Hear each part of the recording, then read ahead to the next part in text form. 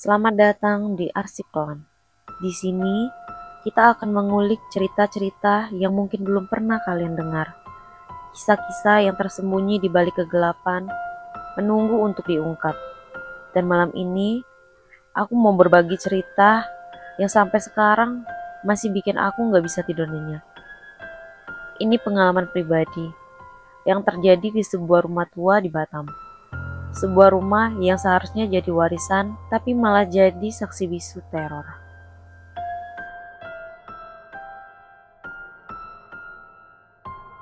Beberapa tahun lalu, aku punya rencana mau jual rumah warisan keluarga di Batam. Rumah ini udah lama kosong, mungkin puluhan tahun. Keluarga aku emang jarang banget ngunjungi ke sana.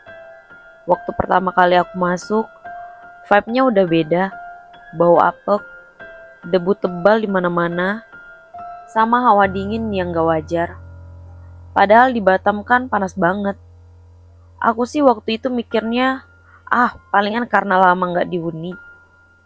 Biasalah, otak skeptis aku langsung bekerja. Aku niat mau bersihin sendiri, jadi aku putusin buat nginep di sana beberapa hari.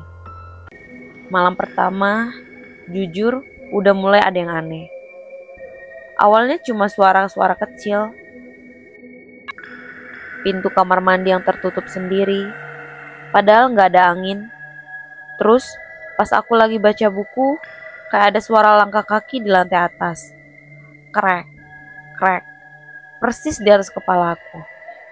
Padahal aku sendirian di rumah itu. Aku coba positive thinking, mungkin tikus. Tapi ya tikus segede apa bisa bikin suara kayak gitu?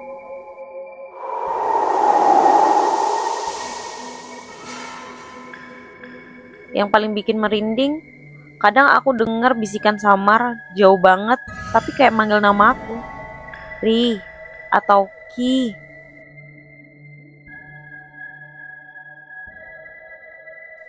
Awalnya aku pikir cuma halusinasi gara-gara kecapean. Aku sering banget lembur waktu itu, jadi aku coba cuek, terus aja beberes. Malam kedua, ini mulai agak intens sih. Aku lagi di dapur nyiapin mie instan. Tiba-tiba dari ruangan tamu, bingkai foto nenek aku yang udah lama banget jatuh sendiri dari dinding. Pecah berantakan kacanya. Gak ada angin, gak ada gempa. Aku langsung kaget dong. Langsung ke ruang tamu.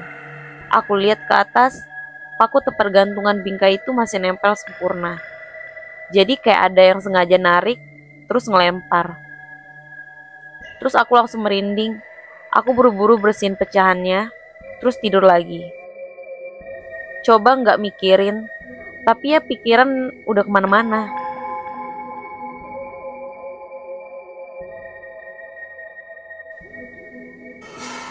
Nah, puncaknya itu di malam ketiga. Malam itu Batam lagi hujan deras banget. Petir nyambar-nyambar. Aku udah tidur, tapi samar-samar aku dengar suara dentuman keras dari dapur. Duar! Aku langsung terbangun. Jantung aku deg-degan banget. Aku mikir, apa ada yang jatuh lagi?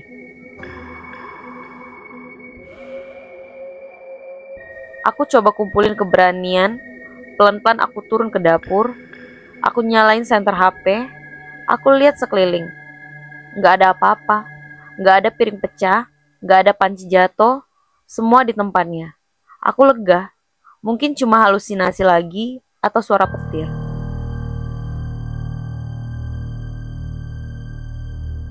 Tapi pas aku mau balik ke kamar, aku ngeliat sesuatu. Di sudut kamar aku, di samping lemari pakaian, ada bayangan hitam pekat. Bentuknya kayak manusia, tinggi banget, hampir nyentuh langit-langit.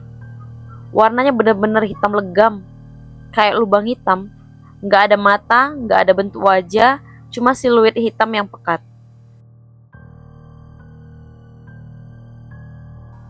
Aku langsung kaku di tempat, napas aku tercekak. Aku coba teriak, tapi suaraku gak keluar. Mulut aku kebuka, tapi yang keluar cuma desahan nafas ketakutan. Udara di ruangan itu langsung kerasa berat banget. Dinginnya nusuk ke tulang. Kayak ada energi negatif yang ngepres seluruh badan aku. Bayangan itu diam aja di sana. Gak bergerak sama sekali.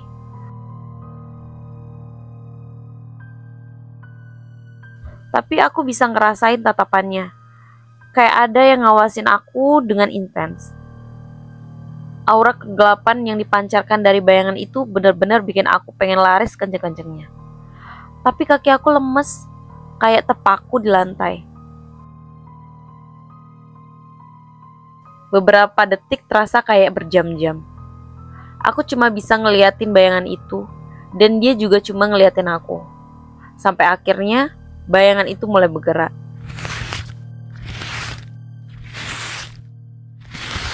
Dia nggak jalan, dia melayang, pelan-pelan dengan gerakan yang aneh.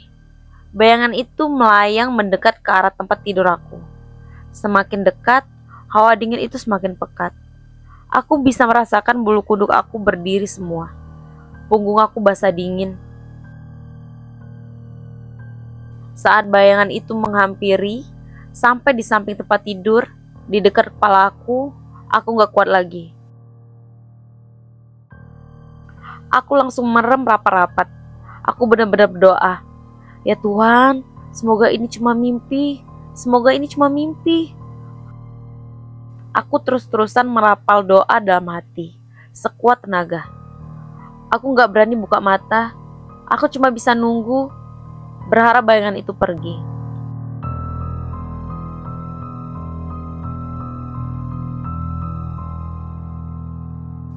Beberapa menit berlalu, aku gak tahu berapa lama aku merem, tapi lama banget. Udara dinginnya udah mulai berkurang, rasa berat di dada juga mulai menghilang. Aku memberanikan diri pelan-pelan buka mata. Bayangan itu udah gak ada, ruangan kembali seperti semula. Aku langsung mengelakkan nafas lega. Tapi pas aku mau bangkit dari tempat tidur, mataku langsung tertuju pada sesuatu di samping tempat tidur aku. Tepat di sebelah bantal, ada boneka porselen tua. Boneka itu bukan boneka sembarangan. Ini boneka porselen antik yang selama ini disimpan di lemari kaca di ruang tamu. Udah puluhan tahun gak pernah dipegang, apalagi dipindahin. Dan sekarang, dia tergeletak di lantai di samping tempat tidur aku.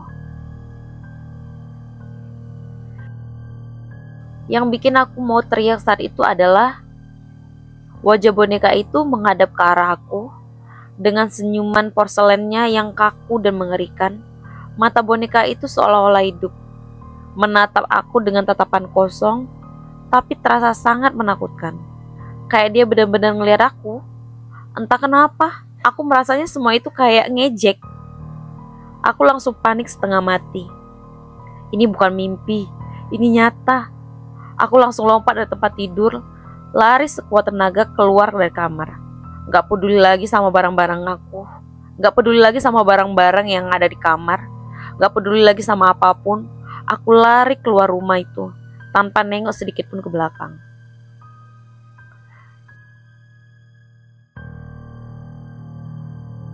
Sejak malam itu, aku gak pernah berani lagi nginjakin kaki ke rumah itu sendiri. Aku terakhir minta tolong keluarga lain buat ngurusin penjualan rumahnya. Dan aku bersumpah, setelah kejadian itu, aku gak akan pernah lagi ngeremehin cerita-cerita horor. Pengalaman di rumah tua warisan itu benar-benar jadi tamparan keras buat aku yang dulu selalu skeptis. Entah apa itu bayangan hitam atau bagaimana boneka itu bisa pindah sendiri. Yang jelas, itu bukan sesuatu yang bisa dijelaskan secara logika. Dan sampai sekarang, bayangan hitam itu sama tatapan boneka porselen itu masih sering muncul di mimpi buruk aku. Jadi, itu dia satu dari banyak arsip kelam yang aku punya. Gimana menurut kalian? Ada yang pernah ngalamin kejadian serupa? Atau punya cerita yang lebih mencekam lagi? Jangan sungkan buat sharing di kolom komentar di bawah. Mungkin kita bisa bareng-bareng mecahin misterinya. Jangan lupa juga untuk like video ini, subscribe channel Arsip Kelam, dan nyalain lonceng notifikasi biar kalian gak ketinggalan cerita-cerita kelam lainnya. Sampai jumpa di arsip kelam berikutnya.